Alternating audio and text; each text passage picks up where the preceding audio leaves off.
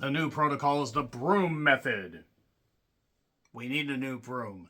Fly Me to the Moon comes to us from Columbia Pictures and Apple Studios. It was directed by Greg Berlanti, who did Love, Simon. Written by Rose Gilroy, who did The Edge of Sleep. The story was done by Keenan Flynn and Bill Kirstein. Check out all those IMDb pages for the full list of his other work. And this takes place at the JFK Space Center in 1968 and 1969. Nice. Yes, where Bryan Adams declared his love for the summer of that particular year. But now, the Canadian government has apologized for Bryan Adams on several occasions. And speaking of governments, the U.S. government is just a tiny bit absolutely pissed off at NASA.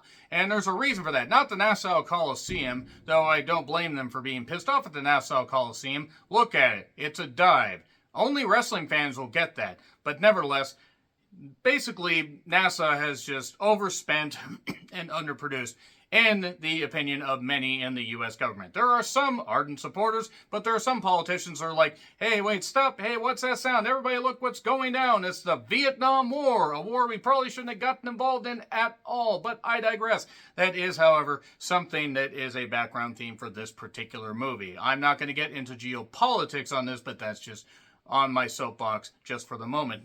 But basically, Cole Davis, Channing Tatum, is bound and determined to make the Apollo 11 mission work. So it can be one small step for man, one giant leap for mankind. Because as JFK said, before this decade is out, we will put a man on the moon and bring him safely back to Earth. And I would bet my skull staying intact for the entire decade on it. And it's a good thing he didn't say that last line, because man, he would lose his head if it wasn't attached. So anyway, basically, Cole Davis is struggling because even though he's got a great crew, and there are some great actors in that crew, he is really, really struggling because he just needs more money. He needs just a little more time. They're so close with all the testing, even with the issues. They have Neil, they have Buzz, they have Michael. They have all the pieces, and they are absolutely close. So what in the world can he do when it seems like he's hit the proverbial wall like Dale Earnhardt Sr., even though he wouldn't do that for about another 30-something years? Well, enter Kelly Jones, played by Scarlett Johansson. Who wouldn't want to enter Scarlett Johansson? I probably could have left that in the goddamn dress, but let's just move on from that. Scarlett Johansson looking as good as she does in late 1960s fashion. Sign me the fuck up for not ogling at all and not staring and not just thinking, my God, she fits perfectly in that era. She is somebody that is really, really great at marketing, and she has a colleague, so to speak, named Mo, played by Woody Harrelson, who says the U.S. government wants to make sure that this is absolutely successful, so you are going to have to market the moon, and you're going to have to make sure that this works really goddamn well. He enters a little bit later to tell her about something, but that's a little bit of a trailer spoiler I'll talk about. And speaking of the trailer, my God, I saw the trailer for this movie at least 50 times over the past few months because I've watched a lot of movies in theaters, and probably 80% of them had a Fly Me to the Moon trailer. And I was like, okay, Channing Tatum, Scarlett Johansson, you have various other actors in this. And by the way, the reason that the broom was featured and is still featured a number of minutes into this particular review is because there was an earlier scene where Cole Davis was testing some stuff out, and he used the broom to test if there was a leak, and it caught fire. And that's why he said we need a new broom. But this one didn't catch fire. But the great thing about when the broom was created, it was the invention that was sweeping the nation. You know, it's not fly me to the broom, because you can't fly to the moon on a broom. You could try, but it wouldn't really work out all that well. Maybe you could have a space broom. It could be like Space Bewitched. Jane, stop this crazy thing!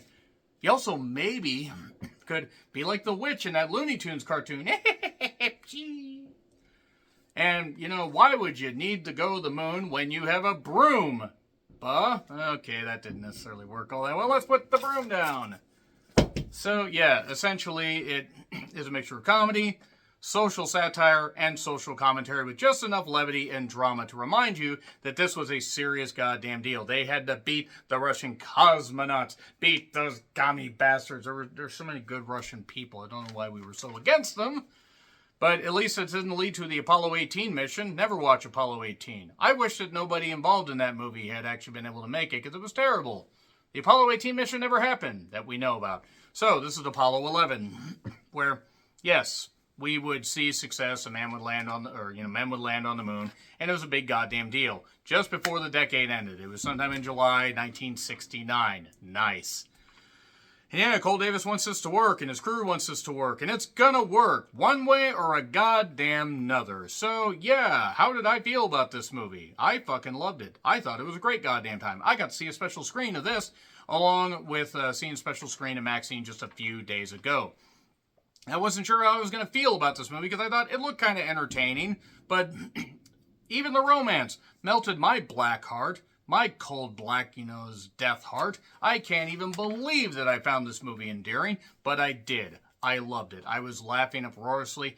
Jim Rash, who plays a director named Lance, is phenomenal in this. He is a great character actor. Ray Romano is good in a supporting role. Anna Garcia is somebody I want to shout. She's the assistant to Kelly. I have not seen her in something before. I am bound and determined to see her in more stuff. She was great in this, great in a supporting role. Great facials, great acting, looks great, looks really, really great, and just fit the whole time period as well. It's not like they were just dressed up in 60s fashions. They looked like they belonged in the goddamn 60s, and it's just great stuff. You have Peter Jacobson, who's a terrific character actor. You have Christian Clemenson, who plays Special Agent Walker, and you just have a lot of really great pieces that come together to create one of the best movies of the fucking year so far. I had this come out just a couple of years before, or a couple of weeks before, I would have been able to put this in my 10 best movies of 2024 list so far. You can check that out, as well as the worst and the best and worst horror movies. But the great chemistry between Tatum and Scarlett Johansson, as you would expect, with two incredibly attractive people. Yes, I can admit that Channing Tatum's attractive because I'm not hit in the head and I'm comfortable in my own goddamn skin. I'm also comfortable in other people's skin, but that is for my Silence of the Lambs retro view. So, there was a nice, backstory, or nice little, running gag with a black cat that was in it, and apparently there were 3 cats that were used. I guess the previous 2 cats dropped out due to prior commitments. I'm sorry. I'm so sorry. Or they wanted more meow, meow, meow, meow, meow, meow, meow, meow mix. But yes, Kelly comes up with ways to market the astronauts and market the mission, like Omega watches, toothpaste, Tang. I love Tang. I don't love Tang. That's just from an MST3K episode. I believe from the MST3K movie. Tang is terrible. Absolutely terrible. Some of the worst goddamn orange juice type drink that you will have. At least to me. I haven't had it in a while, but I remember it being awful.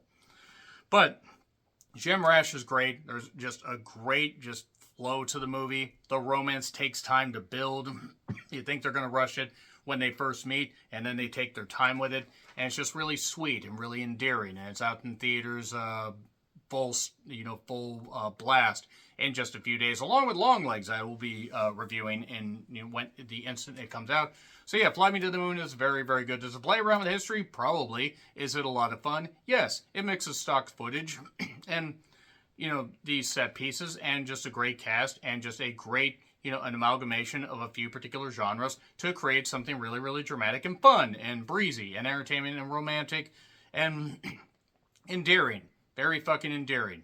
It's not just good, it's great. It's fucking great. I had a great time with it, so if you don't like it, shut your face. 3, 2, 1, and spoilers! So, yeah, basically we find out about Channing Tatum being involved in the Apollo 1 launch debacle, and he has carried that burden with him. That gets brought up in an interview a little bit later. Kelly, it turns out, actually has been a con artist all her life, has lied her ass off, and even though she does really like Cole, and she really does like her job, she is getting cold feet because she is asked a little bit later on, after things are really, really successful with her marketing.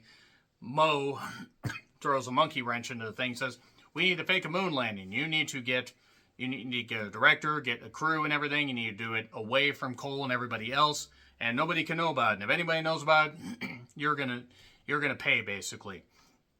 And that's basically about it right there. So we get that split right about halfway through the goddamn movie. And there's also this side thing about Cole having an AFib, a heart issue that prevented him from being able to be an astronaut, but that's why he's a launch director. And Ray Romano also had emergency bypass surgery and still smokes like a goddamn chimney, apparently. But they have a good camaraderie. There's also some other good cast members. there's a couple of assistants for Cole, so to speak, that are very, very funny. And again, Jim Rash is just absolutely phenomenal. Scarlett Johansson looks amazing. Good grief, she looks amazing. But she is also very funny in this and very touching and just, again, looks fucking amazing. The great thing about Fly Me to the Moon is it has that breezy nature about it while also being grounded in reality. And I just appreciate the fact that this movie is so damn entertaining about it. So, yeah, the nice thing about it is it just has, they play off each other so well. Channing Tatum, Scarlett Johansson, Jim Rash, Anna Garcia is there every step of the way. For somebody I hadn't heard, and I mean, I'm not saying I've heard of like everybody, but based on her IMDb page, she has not been in a ton of stuff so far, and has been rising up, and that's good for her. So I'm looking forward to seeing what other big projects she's involved in. It's just really fun and endearing and sweet, and does end with the Apollo 11 mission becoming a roaring success. And they managed to do the thing where they're faking the landing, and Jim Rash is a big bitch, and they play on the running gag after Kubrick did 2001: A Space Odyssey. I think we should have gotten Kubrick. There's a funny thing with Walker, where I believe he's talking to Anna Garcia and Scarlett Johansson. And so there's one point where it's on fire. It is often on fire. And I don't know why that line made me laugh, but it did. The black cat thing is about, like, Cole trying to catch it. Black cat's bad luck. And somebody's feeding the cat. It turns out that it's Kelly Jones that's actually feeding the cat. But Kelly Jones isn't actually her name. She's been grifting, doing con artist stuff all the time. She's named Winnie. There is a funny, or a sweet part where they fly to this Louisiana senator's house. Well, they fly to a small airfield and then take a Jeep to the house. And she's really scared of flying, but she's really good at marketing. And then there's a sweet moment where she actually opens her eyes and witnesses all this stuff. And yeah, it's romantic. And it's about halfway through. I think they first kiss. And it's good stuff. It's earned. I'm invested. How dare you be endearing Fly Me to the Moon? How fucking dare you? But that being said, the movie is just really, really good. The mission has its hitches. There's the thing about putting the camera on there, the top secret camera. But Mo was like, you know what? We need to fake this up because the government can't have this fail.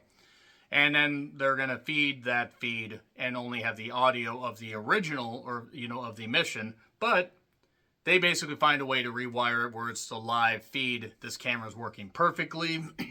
And then the black cat gets involved, trips a guy, and the guy nearly falls into the goddamn shot while they're trying to shoot this, fake moon landing. And then they're trying to get the cat. And then the cat's like running around the goddamn, astronauts while they're frozen.